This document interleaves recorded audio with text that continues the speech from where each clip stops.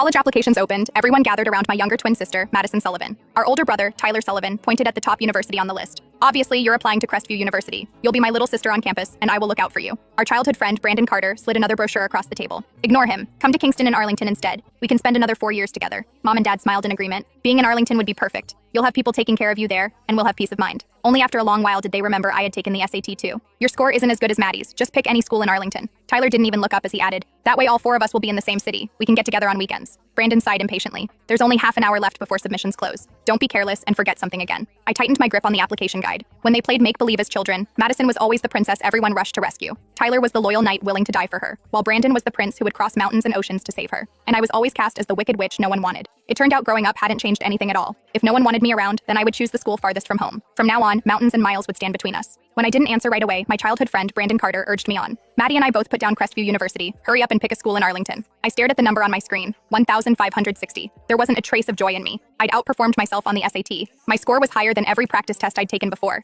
The 2 elite universities they'd just spent so long discussing, I qualified for both of them. I couldn't stop myself from asking, you always said Kingston University was your dream school. Are you really not going anymore? Brandon froze. Then he let out a scoff, as though the answer were obvious. What's the difference between Kingston and Crestview? The important thing is where Maddie wants to go. Brandon had told me countless times that Kingston University was the school of his dreams, and yet all it took was one sentence from Madison for him to give it up. Suddenly, even the last traces of attachment I still felt seemed laughable. Silently, I moved my cursor to the very top of the list. Then I typed into the search bar, South Coast University. It was a university on the southern edge of the country, more than 700 miles from home. Click, submit, confirm, just like that. After we'd finished submitting our applications, Mom and Dad each sent Madison and me a cash gift. The moment Madison opened hers, she wrapped herself around Mom's arm with a grin. I knew Mom loved me the most. Then, out of habit, she turned to me. How much did Dad send you? I opened the transfer notification and answered flatly, $200. Madison lit up instantly. Even so, she still put on the act of being the thoughtful little sister. Mom and Dad were probably worried you'd spend money recklessly, so they transferred the full $20,000 to me instead. If there's anything you want to buy later, just tell me. Mom reached over and tapped the tip of her nose affectionately. That money is your reward for scoring 1,480 on the SAT. Spend it however you want. Then she turned toward me.